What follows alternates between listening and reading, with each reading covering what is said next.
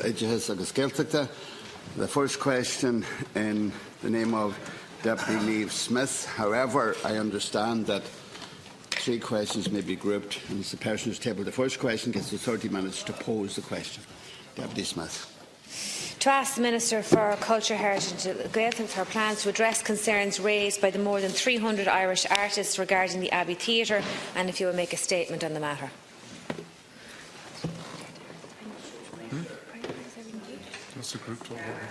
Two further questioners for this particular question. Opportunity to pose the question. It's a matter for you to decide now if there are 3. That's fine, Mascar and Corla.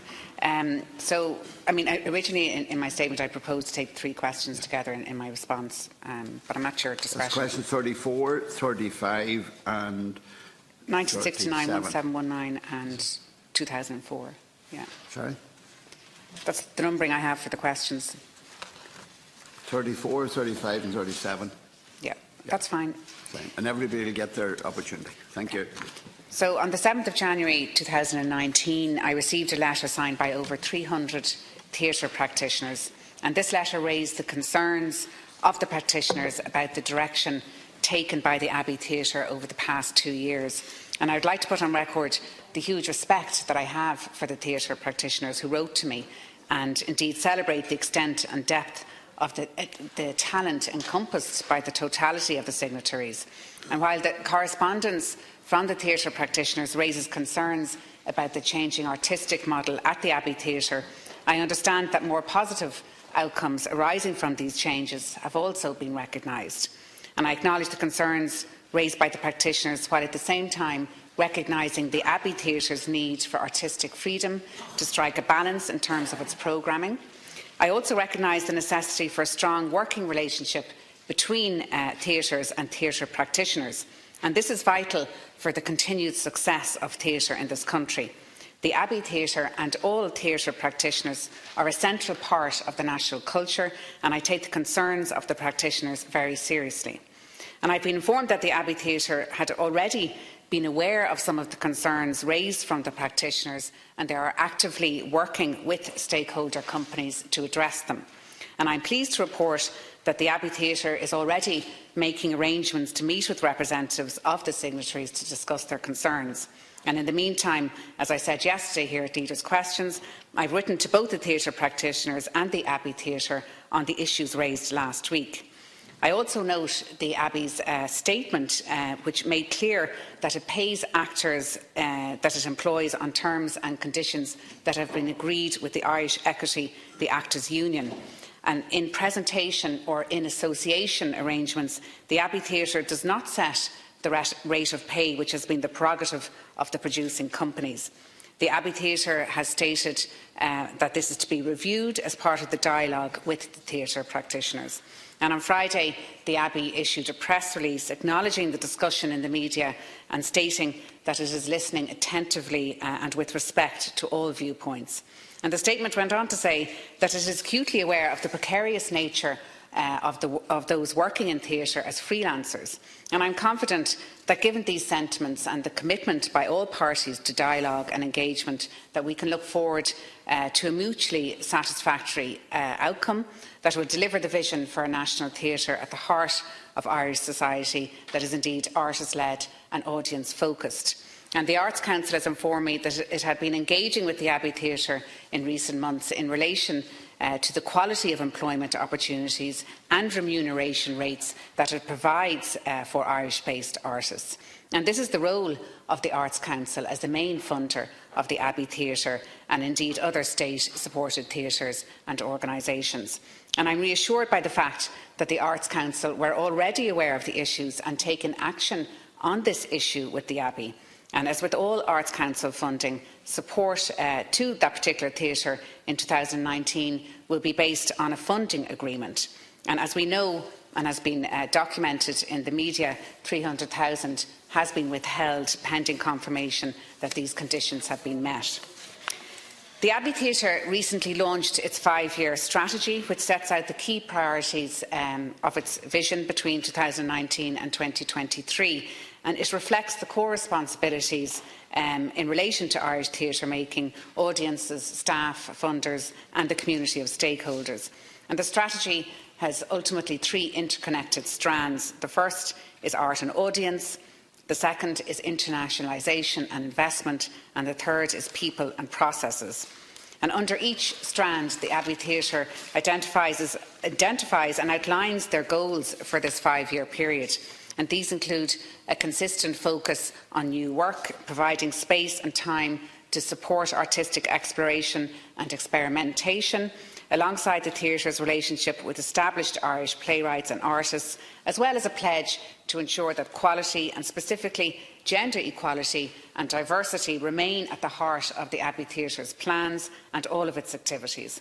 And this government understands the importance of culture and is committed to supporting it.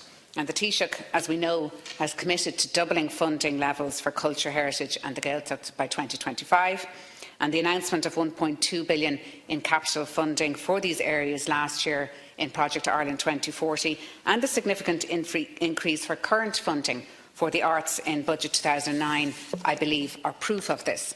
And I was pleased to be able to deliver additional supports to the sector in line with these government commitments. In Budget 2019, funding for the arts and culture sector in general was increased by 22.6 million to almost 190 million, which is an increase of 14% on 2018. And this funding comprises of 148.2 million in current expenditure and 41.7 million in capital investment. And this includes an increase to the Arts Council funding by almost 6.8 million, or 10%, to a total of 75 million, which is made up of 6 million current expenditure, which is more than double the increase in 2018. And the vast majority of this money goes directly to artists and those working in the arts in Ireland. In 2017, the Government launched a pilot initiative which allowing visual artists and writers to apply for job seekers' benefit if and when they become unemployed. And my department is currently reviewing the pilot scheme with officials of the Department of Employment Affairs and Social Protection, with the possibility of extending it to other artists, including actors. And these initiatives, Lascan Corla, as well as the increased funding for the arts and cultural sector, and in addition to the almost 1.2 billion in capital funding, clearly shows that the Government is acting on our commitment to double funding by 2025. And I've asked the Abbey Theatre as well to give me an update and to keep me informed of progress. Thank you, Minister. Deputy Niamh Smith, first question.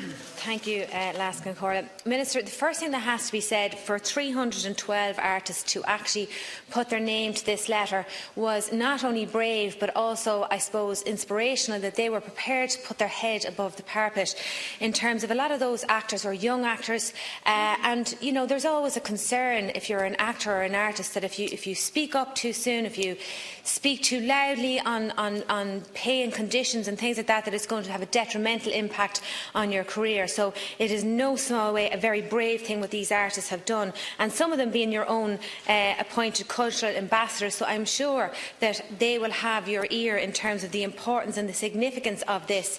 Yesterday we had members of Theatre Forum in here too, and I mean there is a broader issue here, although this question is focused on the Abbey Theatre and the artists who have signed this letter. There is a broader issue in terms of the precarious nature that actors, that playwrights, that film artists, that visual artists find themselves in terms of their working career.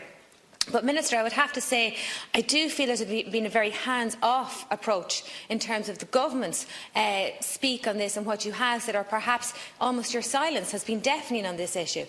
You are the Minister with responsibility for this national cultural institution. You have appointed your board.